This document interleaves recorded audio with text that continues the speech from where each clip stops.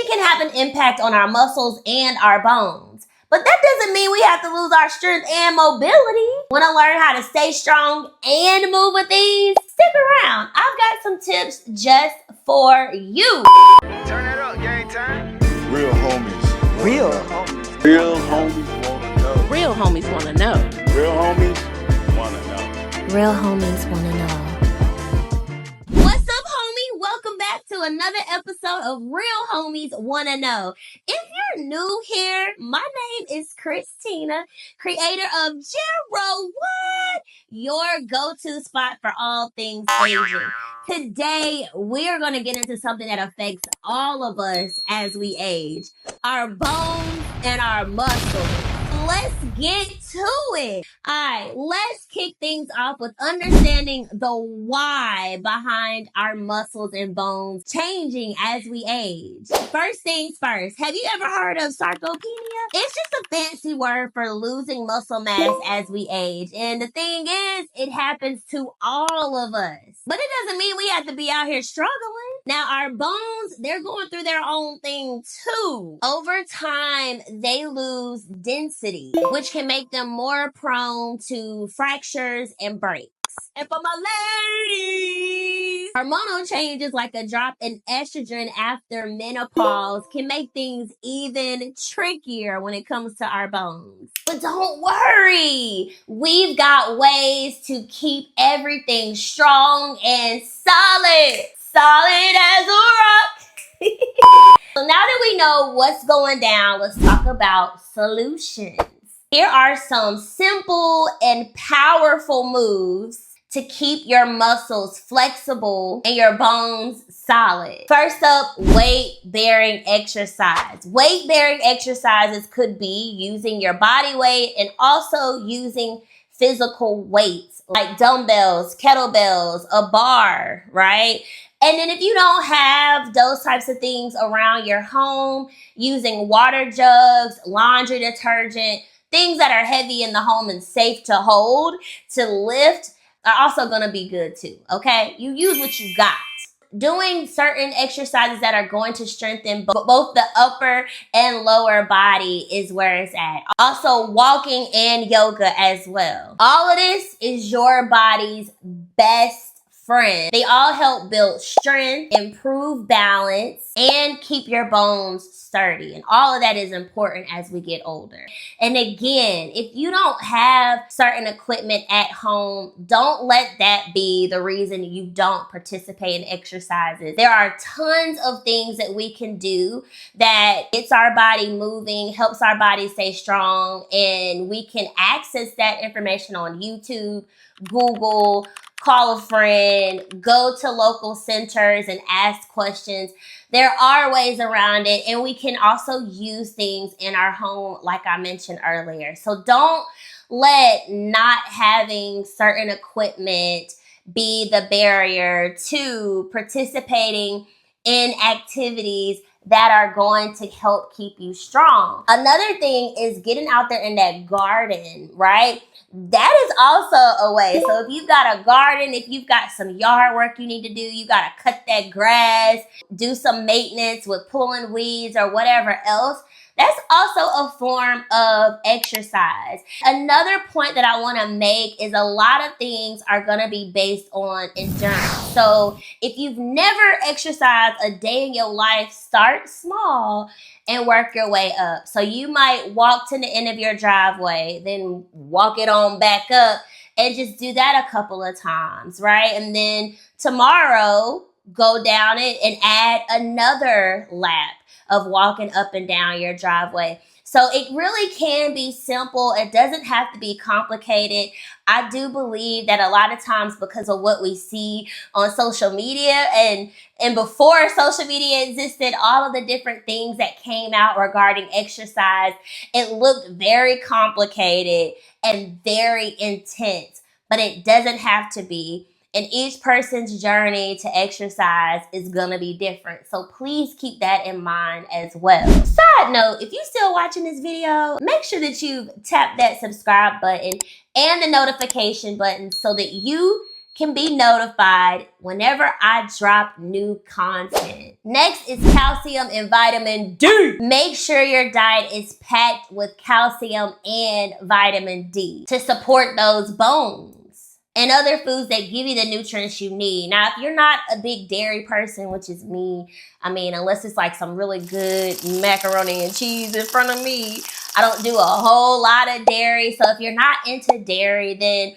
maybe consider taking supplements. I actually take vitamin D, a vitamin D supplement to help with me. I do want to throw in there to make sure that you get these things checked when you go to your doctor for your routine visit. Hopefully you are going to get physicals annually, but when they do your blood work, have them check your vitamin D levels to make sure that there's no deficiency, because it's really important to know where we are as it relates to, am I getting enough or am I getting too little? And that piece right there can play a huge role in making sure our body has everything it needs so that we can maintain our strength, add to our strength, or whatever else. Really just take care of our bodies. Next is stretch and stay active. Don't sleep on the stretching like I've been doing. I'm gonna keep it real. I'm currently in physical therapy. I've been given a list of exercises to do and I fall short, right? I fall short. But the thing about falling, there's always an opportunity to get back up. So I am challenging myself this week to do those stretches that I've been assigned at least 4 times a week. Because when we set a goal, we don't want to make it too big. We want to make it where it's achievable. So that's a goal that I'm setting, but we definitely don't want to sleep on stretching. Flexibility also plays a role in taking care of our bones and our muscles. Plus, it just feels good to stay loose and limber, right? Like, after I've had a good stretch, wherever I was feeling tension or that tightness or a little ache and pain here and there, once I do a few good stretches, I do feel some relief. All of these that I've mentioned are ways that we can take care of our muscles and bones. And like I said, it doesn't have to be complicated. Now, while we're talking about our muscles and bones, let's go ahead and slide into something real important. Fall prevention. Now, I know you're thinking like, girl, I'm not trying to fall, so why would we need to talk about this? But for real, preventing falls is key to staying mobile. So let's cover a few ways to stay solid on our feet. The first is home modifications. So, do you got a lot of loose rugs around your house that's sliding every which way, or corners that are lifted up on the rugs that need to be flattened, or you just need to get a new rug because it could be a fall hazard? Get rid of them, okay?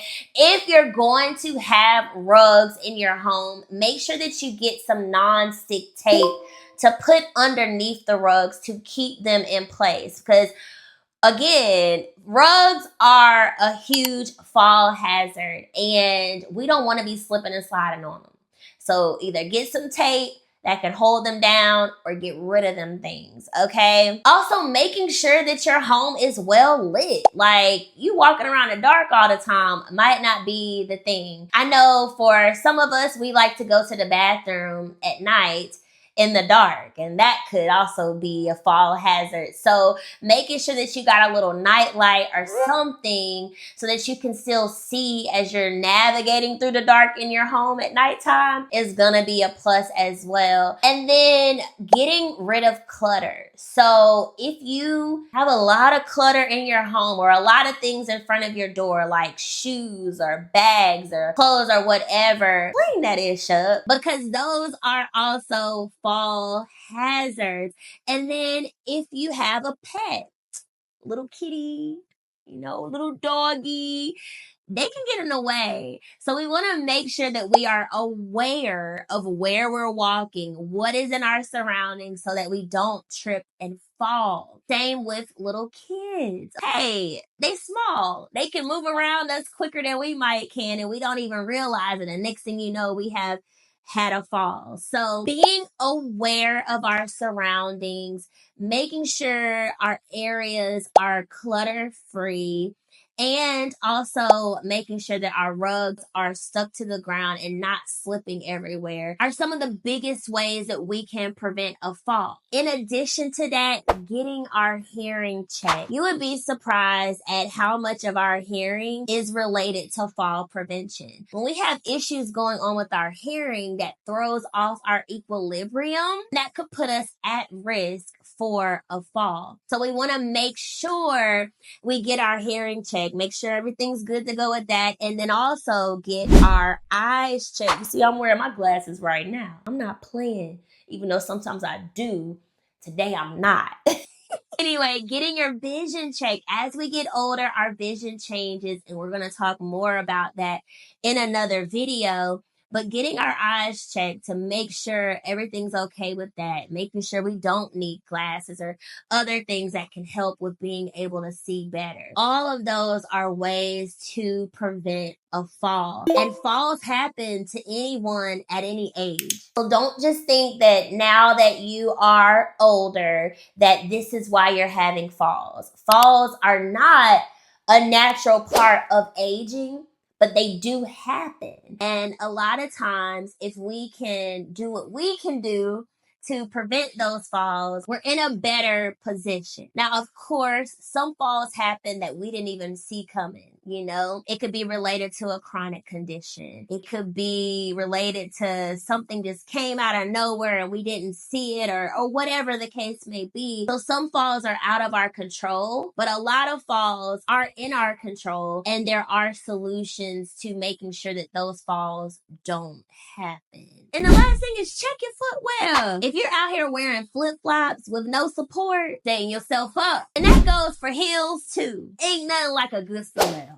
Ain't nothing like a good heel, period. To me, it takes the outfit to a whole nother level. But just know, when we wear those heels, we do it at our own risk. And that's not to put fear on you or anything like that, but just more so for us to be mindful when we are wearing heels, okay? When it comes to our day-to-day shoes, we want to make sure that those shoes are supporting you. We want to make sure that our shoes have a good sole and they're not worn out or super holy or all of those things. And I don't mean holy, but I mean holy, okay?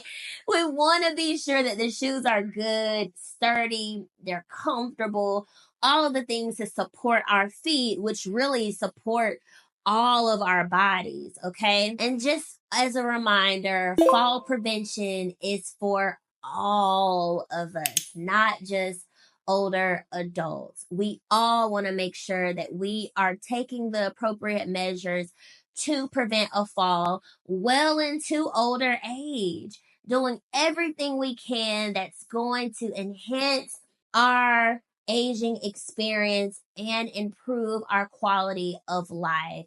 And also, when there's a need for assistive devices like a hearing aid or a walker or a cane, let's put our pride to the side and use those devices, because they are here to help us and to ensure that we are safe. And that is way more important than our image, okay? So I just want to throw that out there as well. And also canes, walkers, all of the things, people of all ages have to use those devices as well. That's not just something for older people. There's this huge stigma and stereotype as it relates to those types of devices that is just for older people, or people have the assumption that, oh yeah, you know, when I get older, I'm gonna be walking my little cane too.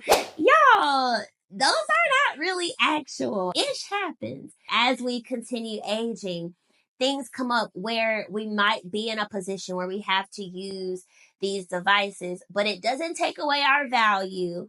It doesn't mean we're less than. It doesn't mean that there's a problem with us or anything. What it does mean is we doing what we gotta do to be safe, secure, and be able to get around the way we want to. So please do all you can do where you are in your aging experience to prevent a fall. And let's not beat ourselves up when we have a fall. Let's make sure that we report those falls to our healthcare professionals, and don't try to keep it a secret or anything like that. Now, when it comes to telling your family members and all that, that's on you. You figure out what you gonna tell and what you're not gonna tell, but at least make sure that you report it to a healthcare professional. So now I want to hear from you. What's one exercise or home modification you're planning to try? Drop a comment below with your tips or your questions about keeping your muscles strong and your balance in check. I'm excited to hear about how you're staying active and safe out here. That's all I got for today. I'm gonna see you back here